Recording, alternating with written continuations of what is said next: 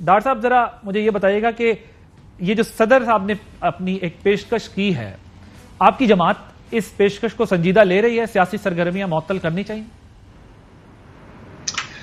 देखिए आदिल, सबसे पहले तो मैं आपको ARY के CEO सलमान इकबाल साहब को और सारी मैनेजमेंट को मुबारकबाद देता हूँ ARY की बहाली पे।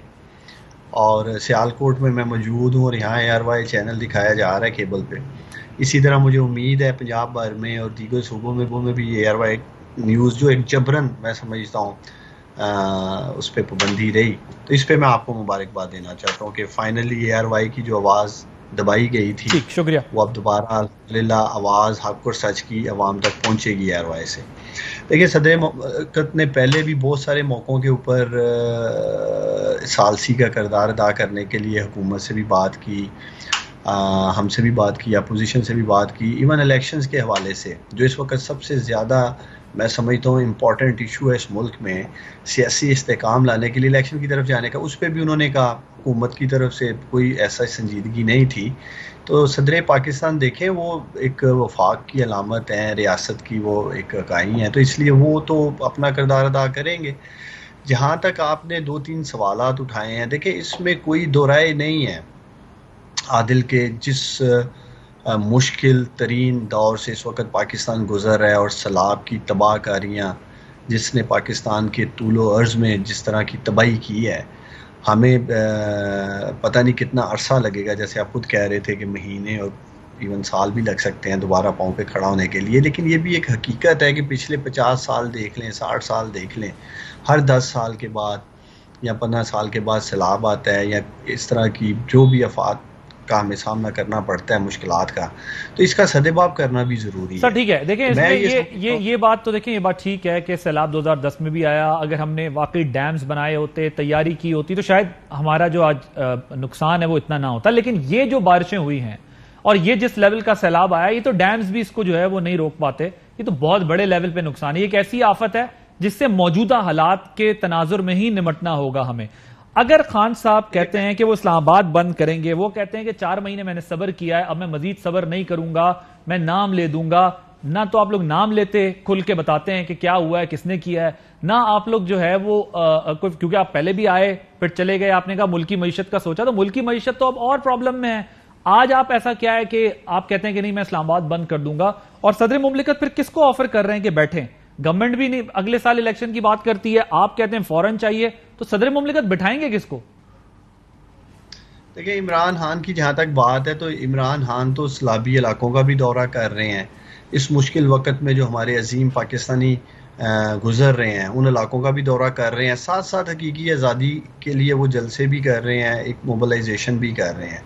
मैं एक बात जो मैं ख़ास आपके प्रोग्राम में आज करना चाहता हूँ, देखिए आदिल, जब तक हम रियासत और सियासत ये दोनों को अलग नहीं रखेंगे, रियासत के साथ जुड़े हुए प्रोजेक्ट्स के ऊपर हमें कोई कंप्रोमाइज़ नहीं करना चाहिए। हमें ये नहीं देखना कि ये पीपल्स पार्टी का प्रोजेक्ट था या नून लीग का था या PTI का था।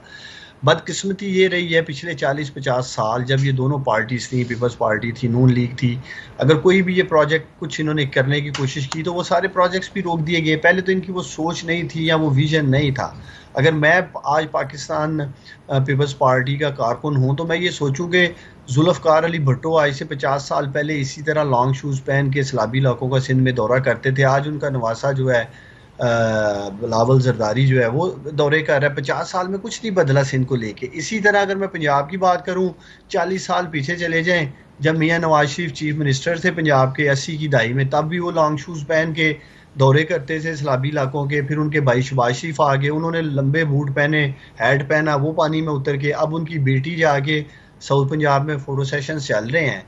तो ये दोनों फैमिलीज जो 40 साल 50 साल 5-5 दहाइयाँ इन्होंने रूल किया इस मुल्क में, तो इनको ये सोचना चाहिए कि क्या वजह है कि 50 साल बाद भी हम लोग लॉन्ग शूज पहन के पानी में खड़े। चले अभी नासिर शाह साहब हमें ज्वाइन कर लें तो फिर इसका जवाब उनसे लेते हैं कि वो आप कहते हैं कि वही स्टाइल से जो है वो पीपल्स पार्टी और नून लीग इस सैलाब को डील कर रही है जैसे आज से 30, 40, 45 साल पहले करती थी।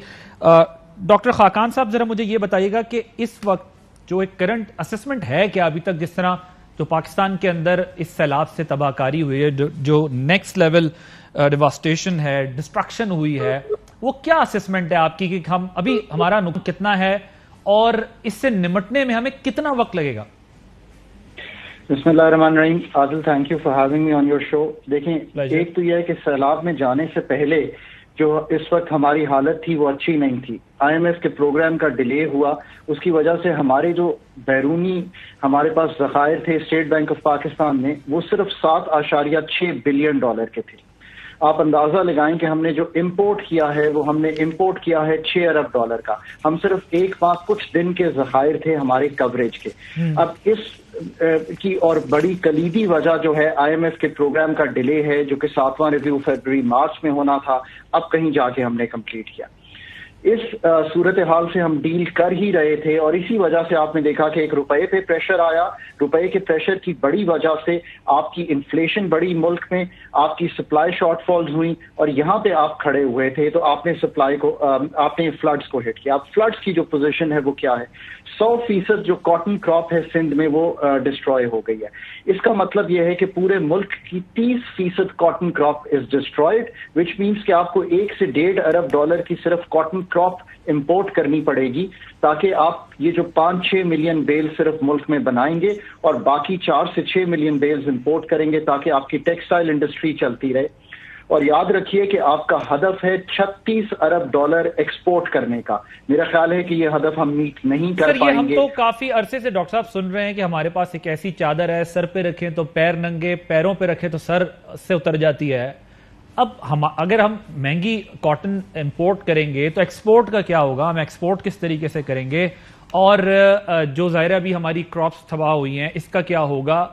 हमारे सामने तो बहुत मतलब ज़ाहिर जो जिससे हमें ज़र मुबादला, जिससे हमें हमारे पास पैसे आने, डॉलर्स आने, वो तमाम चीजें तो फिलहाल हमारी अब अगले 6 महीने तक हमें नहीं दिख रहा कि हमारे पास में कोई स्कोप है। तो ये कैसे होगा? फिर तो सारा वो एक इम्बैलेंस क्रिएट हो चुका है इस वक्त इकोनॉमी के अंदर हमारी। जो बिल्कुल अहदाफ आपने IMF के साथ तय किए हैं, वो अहदाफ जो हैं वो बिल्कुल इन फ्लड्स के बाद हिल गए हैं। ये 36 अरब dollar will be difficult to make. आपकी इंपोर्ट शायद बढ़ जाएंगी, उसकी वजह ये होगी कि आपको इंपोर्ट करनी पड़ेगी बाकी क्रॉप्स भी। आपकी शुगर केन क्रॉप भी डिस्टर्ब हुई है, 20% जो शुगर केन क्रॉप है सिंध में वो डिस्टर्ब है। इसके साथ साथ आपकी अनियन, टमेटोज की जो 100% क्रॉप है सिंध की वो तबाह हुई है। 80% राइस क्रॉप जो है वो इम्पैक्टेड है। 7.5 लाख लाइफ स्टॉक का नुकसान है। 7.5 लाख, ये बहुत बड़ा नुकसान है। आपके जो घर गिरे हैं वो 14 लाख हैं। अब आप आ जाइए जो रिकंस्ट्रक्शन एफर्ट आपने करना है, आपके 5,500 किलोमीटर की रोड्स डिस्टर्ब हैं, आपके 243 ब्रिजेस डिस्टर्ब हैं। ये एक बहुत बड़ा तखमीना है जो 10 अरब डॉलर से तजावुज कर जाएगा, जो आपको रकूम दरकार होंगी आने वाले महीनों सालों में ताकि आप रीबिल्ड कर सकें। पर आप ऑलरेडी एक बड़े मुश्किल वक्त से गुजर रहे थे जहां आपने बड़ी मुश्किल से एक IMF का प्रोग्राम किया कि आपके जो ज़र मुबादला के ज़खायर हैं वो बढ़ना शुरू हों।